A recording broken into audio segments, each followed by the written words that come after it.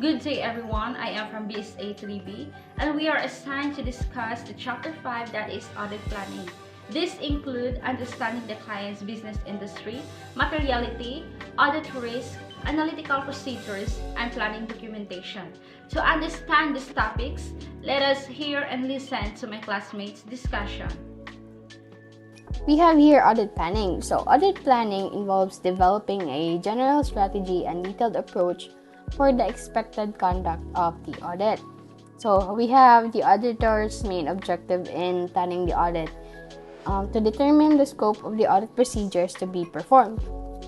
So unsa din ang planning? So ang planning ko nag-refer sa to developing a general strategy and a detailed approach for the expected nature, timing, extent of the audit. So, the auditor should plan the audit work so that the audit will be performed in an effective and efficient manner. So, the extent of the planning will vary according to the size of the entity. Mag-vary sa size of entity. Kung may size of the entity ka nang unsa ka dakon ang company. Example, mag-vary dyan na sa kadakon sa company. Kaya example, kamo bago pa nga audit firm, onja gamay patong resources, di pa jud ingon nga kanang daghan pa ja. If mo take ta og dako nga company para i-audit na to, di man ta kaybaw, kanang di man ta ka-afford.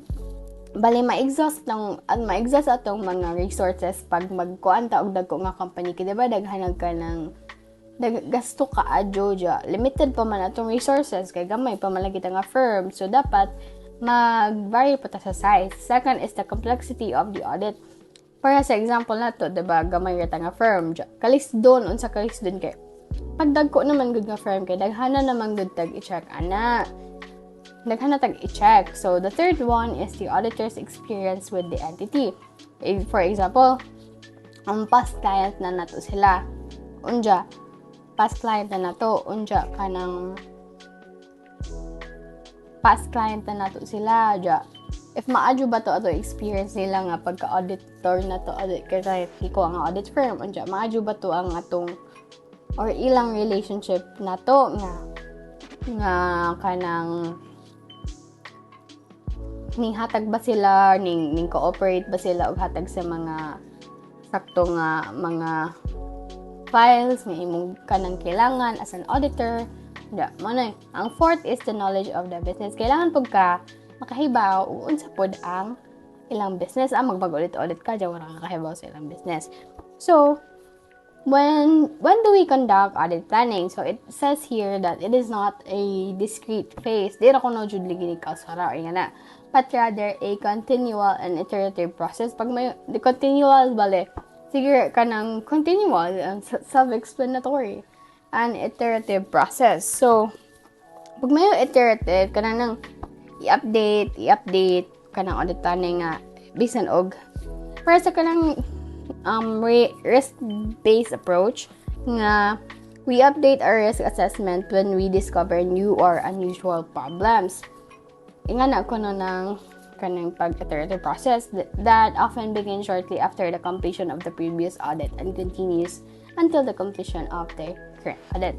So, cycle ba dyan lagi ng pag-audit? Kaya, pag mahuman na, basta mag-continue ang business, mag-audit ba dyan after nga tong last jud nga magsugod ba dyan ka og audit after sa last ni mga pagkahuman sa audit. So, magsugod ka unja mo end na po, dya magsugod na po, dya mo end na po. So, ingana na siya pagka nakag-audit. So, unsa ko no advantages of adequate planning. So, here we have 4. So, devote appropriate attention to important areas of the audit. Second is to identify and resolve potential problems on a timely basis. Matutungingon nga risk-based approach or iterative process.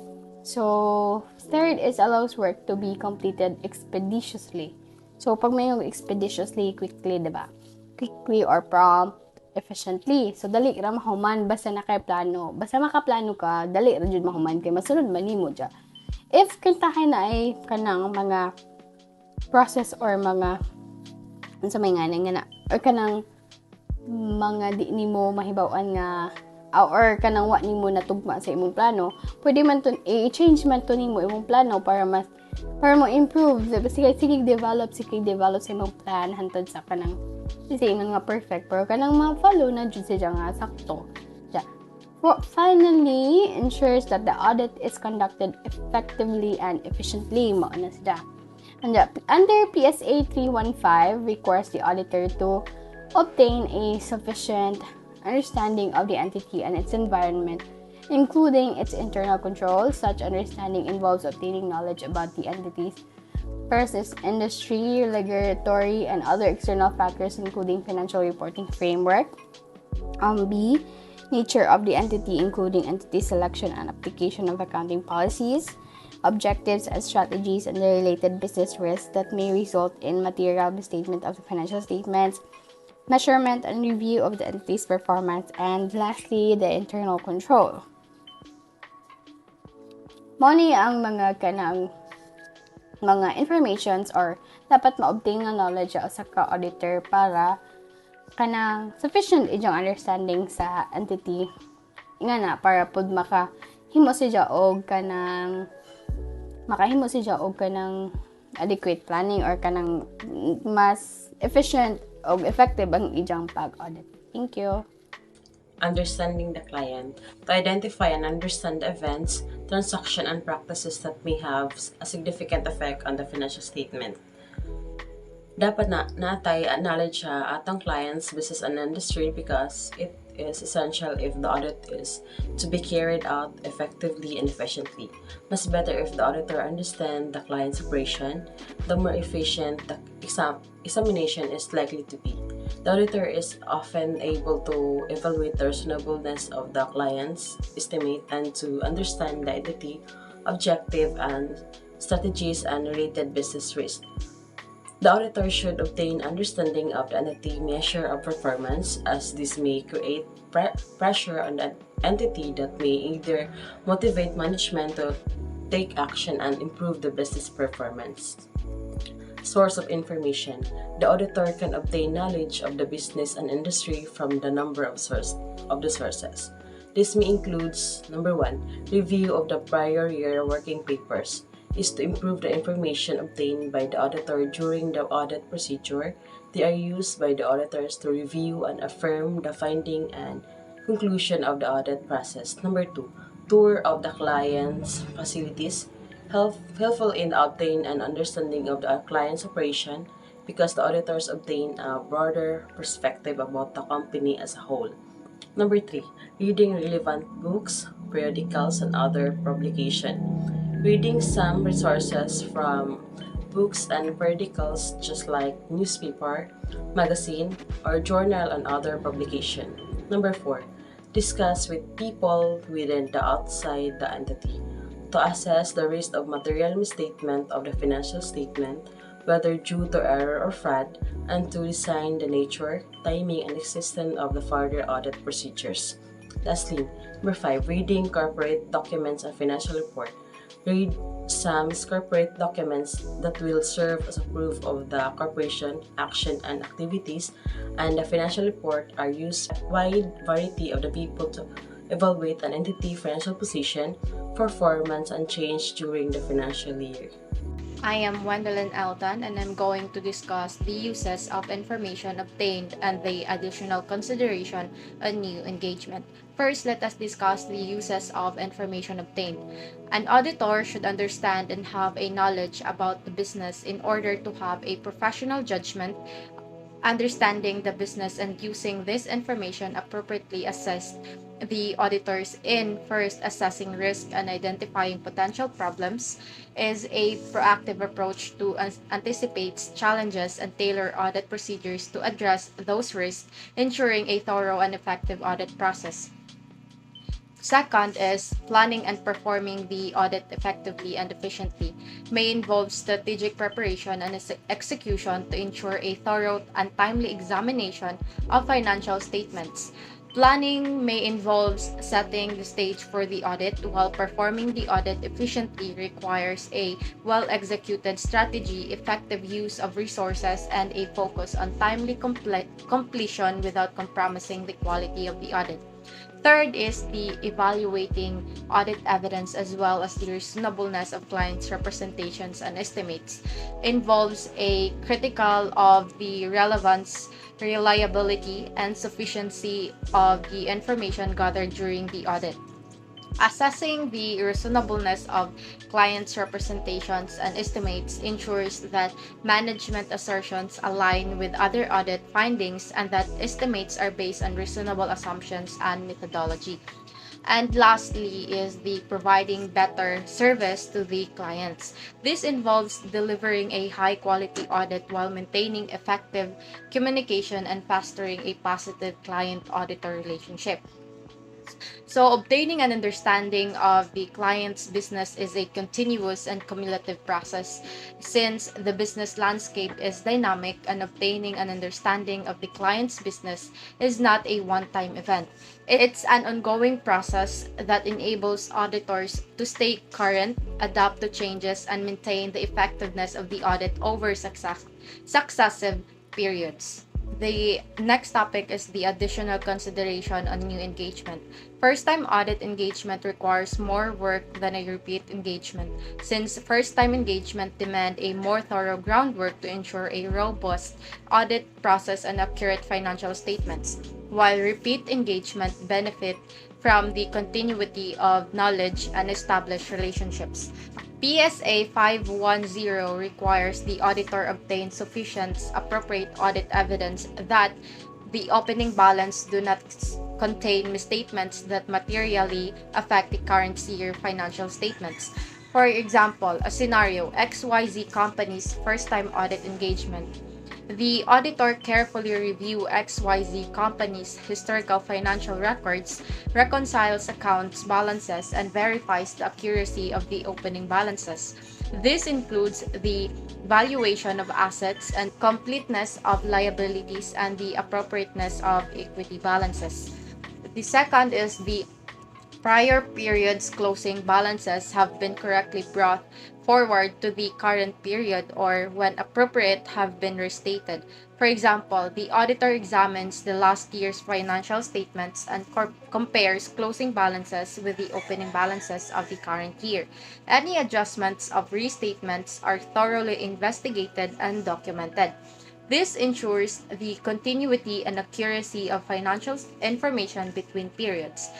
Last is the accounting policies are appropriate and have been consistently applied.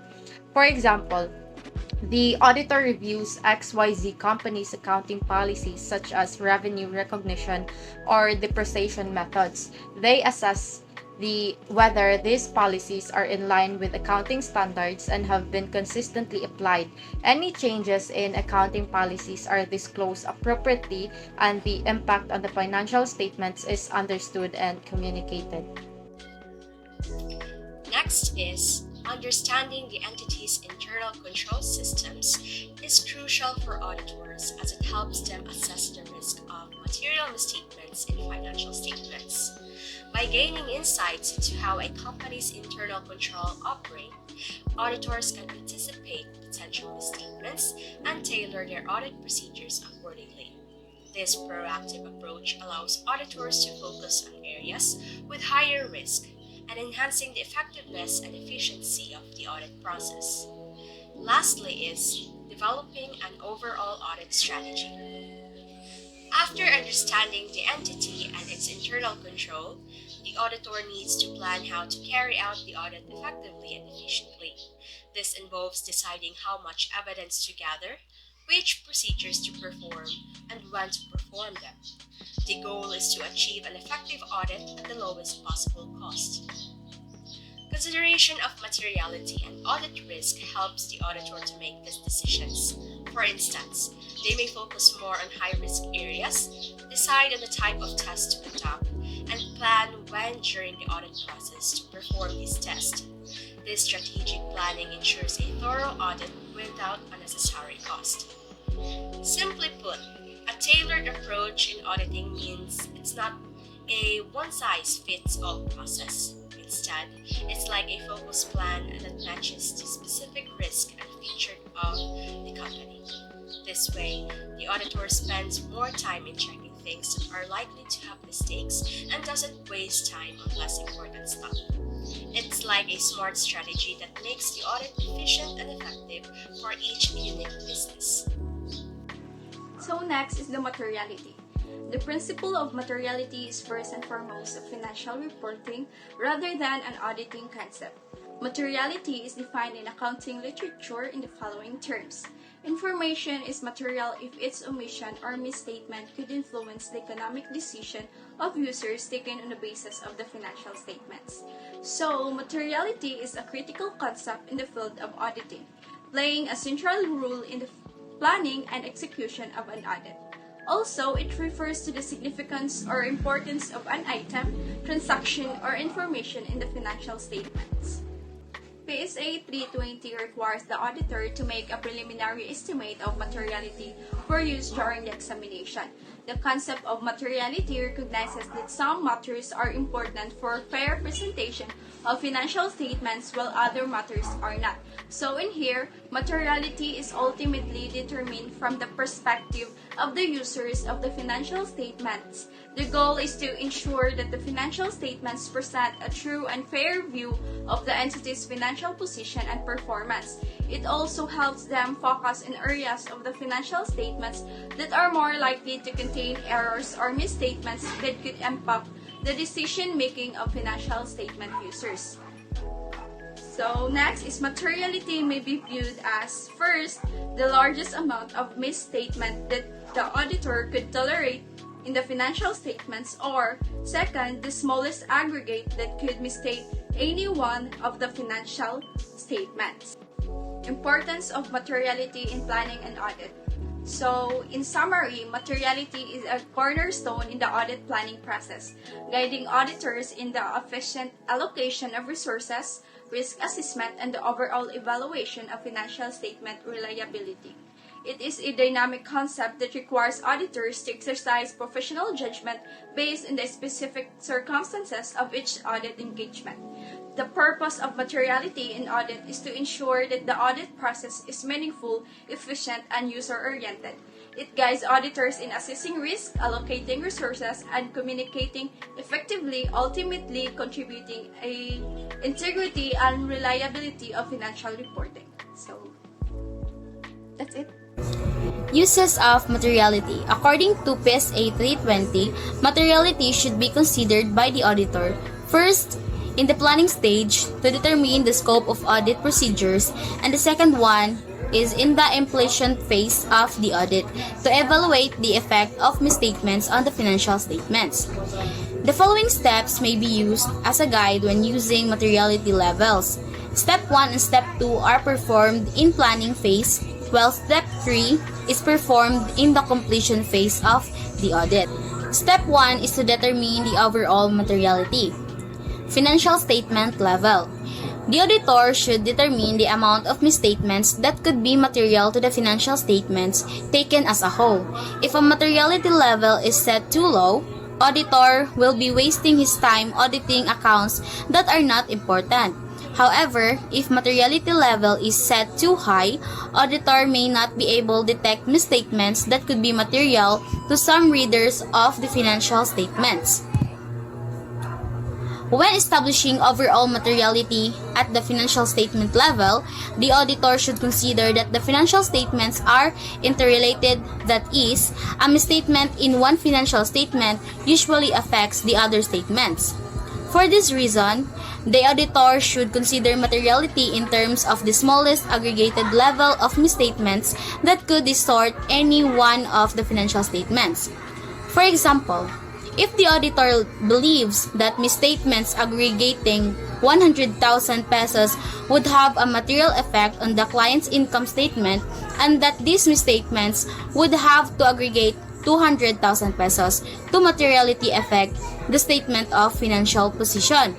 When planning the audit, the auditor must use 100,000 pesos as the overall materiality instead of 200,000 pesos. By using the lower amount of 100,000 pesos, As the overall materiality level, the auditor will be able to design the audit to provide reasonable assurance that both the income statements and the statement of financial positions are not misstated by more than this amount. A common method of estimating the overall materiality at the financial statement level is to multiply a financial statement base, the total asset, sales, or net income by a certain percentage. Step 2. Determine the tolerable misstatement account balance level. Once the auditor has established the overall materiality level, they need to allocate it to the specific account balances in the financial statements. This is called the tolerable misstatement for that account. The tolerable misstatement is the maximum amount of error or misstatement that the auditor is willing to accept without concluding that the financial statements are materially misstated. One of the challenges is the auditor needs to balance the risk of material misstatement with the cost of auditing.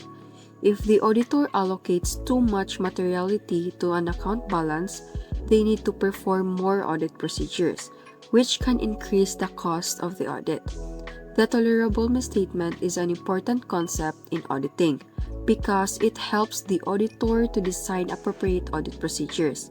For example, if the tolerable misstatement for the accounts receivable balance is $100,000, the auditor may design audit procedures that are designed to detect misstatements of $100,000 or more.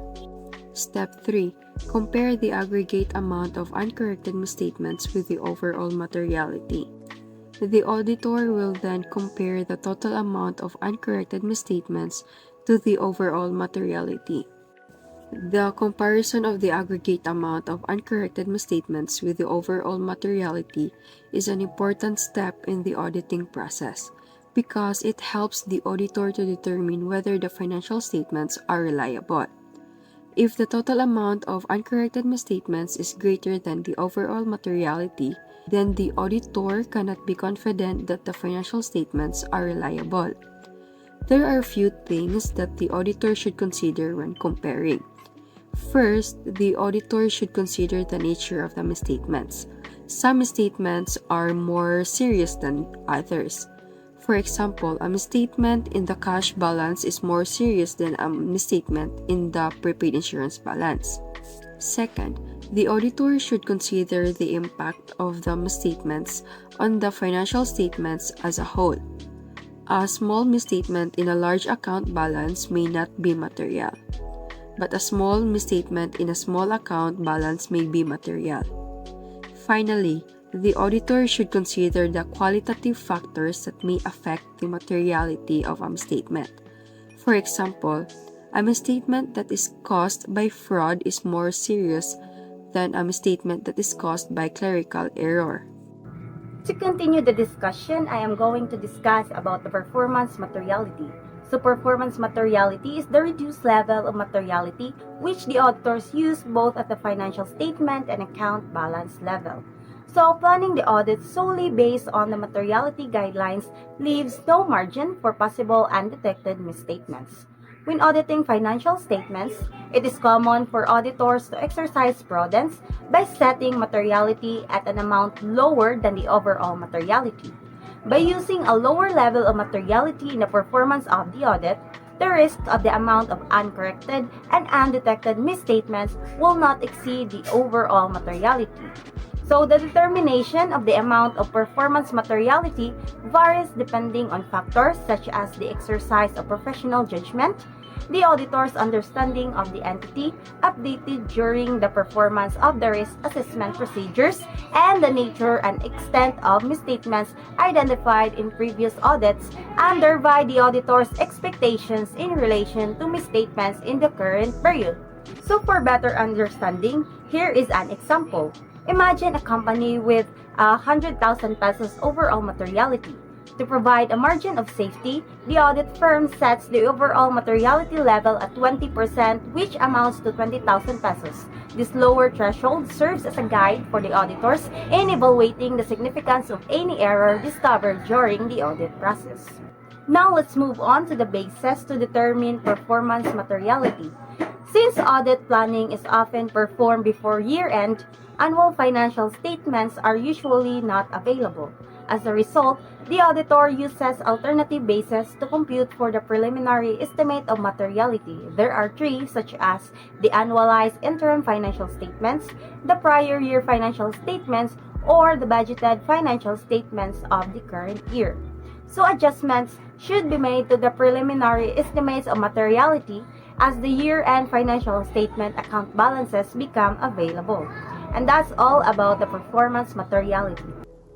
Hello everyone, our next topic is about the audit risks. So audit risk happens when it has inappropriate audit opinion wherein ang auditor nag-issue siya og mali nga opinion. However, due to the inherent limitation, risk happens. So that is why auditor is responsible for the assurance that the FS as a whole are free from material misstatement.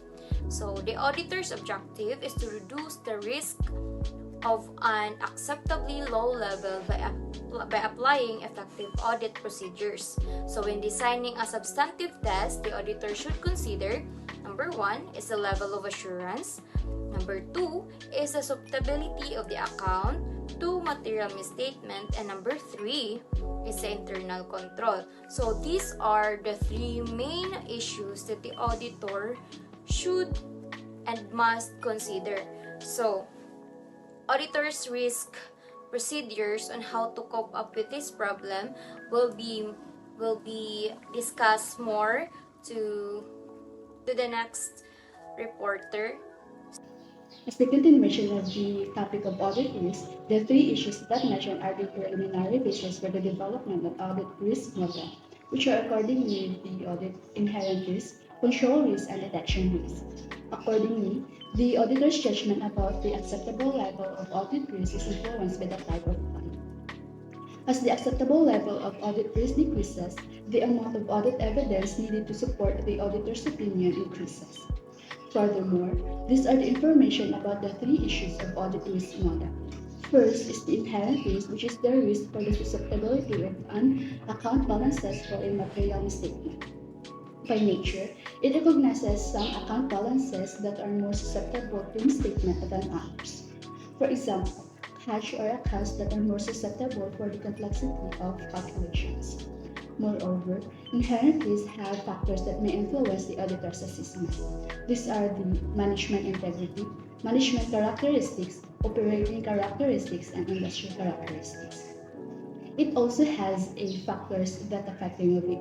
These are the susceptibility, complexity of calculations, complexity underlying transactions and others, and the degree of judgment.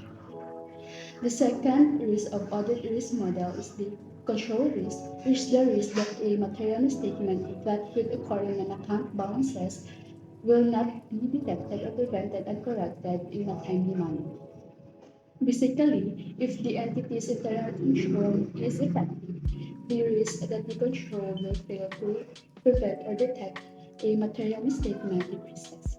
About the information of control risk have several factors can influence control risk during the audit process.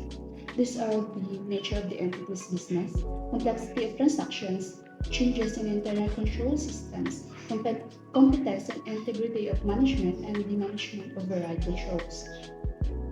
And the third risk of audit risk model is the detection risk, which is the risk that an auditor may not detect a material misstatement that exists in an assertion. Detection risk is a complement of an assurance that provided by substantive test. As the acceptable level of detection risk decreases, the assurance provided by substantive test should increase with the application of more effective substantive procedures. So here are the 5 steps in using the audit risk model. The step 1 is to set the acceptable level of audit risk. Well, there are no specific guidelines for setting individual audit risk. In here, the auditor uses professional judgment in determining the risk of accepting an assertion as fairly stated when in fact it is materially misstated. The auditor should plan the audit in such a way that after performing audit procedures, an opinion can be issued in the financial statement at a low level of audit risk. The second step is to assess the level of inherent risk. Every account or assertion is a built-in risk of being misstated. However, there are some accounts that by nature are more likely to be misstated compared to the other accounts. These are the accounts that have high inherent risk. So the third step is to assess the level of controlled risk.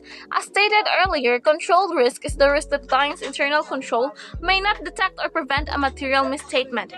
Assessment of controlled risk would involve studying and evaluating the effectiveness of the client's internal control system. An effective internal control reduces the risk of material misstatement in the financial statement. The fourth step is to determine the acceptable level of detection risk. Based on the acceptable audit risk level, the step 1 is the auditor's assessment and inherent of control risk. The step 2 and 3, the auditor determines the acceptable level of detection risk by rearranging the audit risk model, and it will be audit risk equals inherent risk times control risk times detection risk. And the last step is to design substantive test. Designing substantive test depends on the acceptable level of detection risk. After giving considerations to the assessment of inherent and control risk, as the acceptable level of detection risk decreases, the assurance provided by substantive test increases. In order to achieve that level of assurance, the auditor will have to modify the nature, timing, and extent of substantive test as follows. The nature is performing more effective substantive procedures. The timing is applying the substantive procedures at year end. And lastly, the extent is using larger sample size when performing substantive procedures. Now, let's move on to relating inherent control and detection risk to overall audit risk. The inherent control and detection risks are components of the overall audit risk. An increase or decrease in any of these components would cause a corresponding increase or decrease in the overall audit risk. So, sa tulo ka components, the auditor can only control detection risk but not inherent and control risk. Kay ang inherent and control risk man good, they depend on management and the environment. Maong the auditor cannot change their levels, but they can assess them. Detection risk, however, is in the hands of the auditor, and they can be managed by adjusting the nature, timing, and the extent of substantive tests. Nature meaning unsa man ang procedure ang himuon, analytical ba or test of details or kailangan ba mixture of both. Timing, bot pasabot kanus aman nimo himuon ang procedure. Dapat ba closer to year end or pwede rag interim procedure. The next, the extent of substantive test, unsa kadaghan na ang evidence ang imong kinahanglanon. Next, during an audit, the auditor checks inherent and control risk and decides on an acceptable level of detection. So, for example, if the assessed level of inherent and control risks are high, the auditor lowers detection risk to maintain an acceptable audit risk. Conversely, if risks are low, the auditor may accept a higher detection risk without compromising the desired audit risk level. Adjusting these elements helps tailor the audit approach based on risk assessments. The relationship between materiality and audit risk. When planning the audit, the auditor considers what would make the financial statement materially misstated. The auditor's assessment of materiality related to specific account helps the auditor select audit procedures that can be expected to reduce audit risk to an acceptable level. There is an inverse relationship between materiality and audit risk. As audit risk increases, the auditor will compensate for this risk by lowering materiality. This has the effect of increasing the amount of substantive testing the auditor must perform, as increasingly smaller amounts are included in the scope of testing in order to obtain sufficient evidence. As risk decreases, however, the auditor is more comfortable with the effectiveness of controls, in which case he will raise materiality in order to scope out small amounts and have to perform less substantive testing to obtain sufficient evidence. Here is a table for a summary of the relationship between materiality and audit risk. Materiality decreases, audit risk rises, then testing increases. Materiality increases, audit risk decreases, then testing decreases.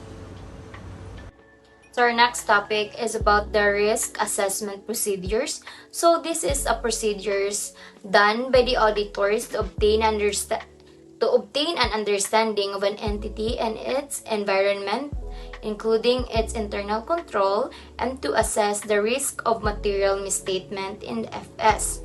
So this includes inquiries of the management and others within the entity. So mga mangutana ka or mag-acquire ka of information sa imuhang management.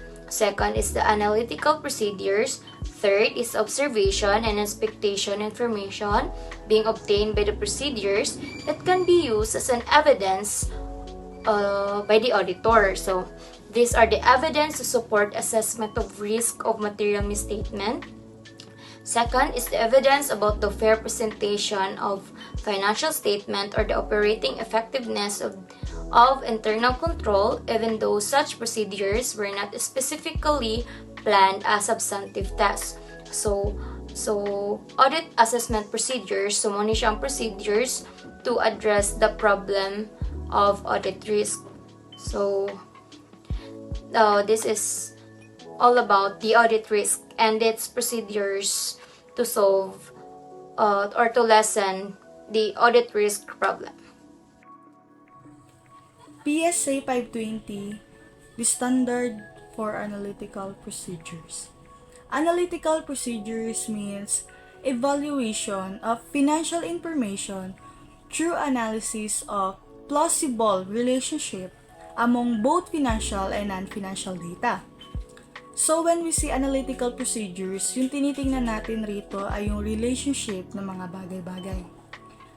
Like, for example, kapag may gantong nangyari, ano yung magiging possible effect niya sa mga susunod?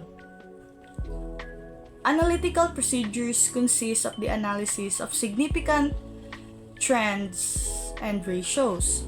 So, tinitingnan natin yung mga ratio at trends kung paano bang nangyari from the past to the current and to the future. So, ang pinag-aaralan natin rito ay yung mga changes sa isang bagay. Next, it includes the resulting investigation of fluctuations and relationships that are inconsistent with other relevant information or deviate from predicted amounts. So when we study the plausible relationship of an information, it means makikita din natin dito yung mga possible na magiging amount or yung ranges ng amount or anong pwedeng mangyari. So, PSA requires the auditor to use analytical procedures in the planning and overall review stages of the audit. Since in the planning stages of the audit, the application of analytical procedures helps the auditor in assessing the risk of material misstatement in the financial statement. Steps in applying analytical procedures. Analytical procedures, as we know, play a pivotal role in the identification of irregularities within financial statements. Their application is a systematic process designed to ensure the utmost accuracy and reliability in our audit findings. Application of analytical procedures involve the following steps. Step 1. Develop expectations regarding financial statements using prior year's financial statements, anticipated results such as budgets or forecasts, industry averages or financial statements of other entities operating within the same industry, non-financial information is relevant to the financial statements, and typical relationships among financial statements account balances. This meticulous process lays the groundwork for the expectation we hold for the financial statements.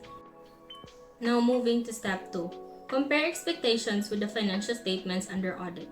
The critical phase of comparing our meticulously developed expectations to actual financial statements under audit. The auditor's discerning eye is focused on identifying significant fluctuations, discrepancies that stand out against our predetermined expectations. These variations may serve as an early indicators of potential material misstatements. Now, when we spot significant unexpected differences, it is time to dig deeper. Step 3. Investigate significant unexpected differences to determine whether financial statements contain material misstatements. Step 3 involves a thorough investigation starting with inquiries of management, followed by collaboration of management responses, and applying other appropriate audit procedures. This step is crucial in determining whether the financial statement is indeed contain material misstatements. Uses of analytical procedures. So, analytical procedures may be used for the following purposes. First is as a planning tool. It is to determine the nature, timing, and extent of other auditing procedures. Second is as a substantive test. It is to obtain corroborative evidence about particular assertions related to the account balance or transaction class, or as an overall review of the financial statements in the completion phase of the audit. So this is the uses of analytical procedures in an audit. First is planning the audit. It is to understand the client's business and to identify areas that may represent specific risk. Then, substantive test. It is to obtain evidence to confirm individual account balances. Overall review. The objective of this is to identify unusual fluctuations that were not identified in the planning and testing phases of the audit, and to confirm conclusions reached with respect to the fairness of the financial statements. In audit planning, analytical procedures involve evaluating financial information through analysis of plausible relationships and trends, meaning the auditor must focus on evaluation financial information through analysis, ensuring the accuracy of financial statements. This helps understand the client's business, identify risk, and plan the audit effectively. Common analytical procedures include comparing current financial data with prior periods, industry benchmarks, or expectations based on forecasts. These procedures help detect anomalies or areas requiring further investigations, contributing to a comprehensive audit firm strategy. Using analytical procedures in planning. First, you need to compare financial statements with expectations. Next, determine the difference between the expected and record balance. Then, is the difference significant? If yes, the auditor must design more extensive substantive test. If no, then the auditor must design less extensive substantive test. The final step in the planning process is the documentation of the audit planning process by preparing an overall audit plan, audit program, and time budget. Audit plan. An audit is an overview of the expected scope and conduct of the audit. The overall audit plan sets out in broad terms the nature, timing, and extent of the audit procedures to be performed. While the audit plan varies for each client, it should be sufficiently detailed to guide in the development of an audit program. The plan serves as a roadmap for auditors, providing guidance on the steps to follow and ensuring a systematic and thorough examination of financial statements or other relevant information. Next, audit program. The auditor should develop and document an audit program setting out the nature, timing, a timeline specifying when each audit procedure will be performed, and the sequence in which the task will be executed. This helps in efficient and organized audit management. The audit program essentially implements the audit strategy by outlining specific audit procedures for each audit segment. It functions as a detailed guide for assistants and ensuring proper control and documentation of the work execution. While the format and content can vary by any engagement, it must consistently incorporate a comprehensive list of audit procedures deemed essential by the auditor to achieve audit objectives. Time budget. A time budget is an estimate of the time that will be spent in executing the audit procedures listed in the audit program. This provides a basis for estimating audit fees and assists the auditor in assessing the efficiency of the assistance. Changes to audit plan and program. Planning is continuous throughout the engagement because of changes in conditions or unexpected result of audit procedures. The overall audit plan and the audit program should be revised as necessary during the course of the audit, and the reason for those significant changes should be recorded.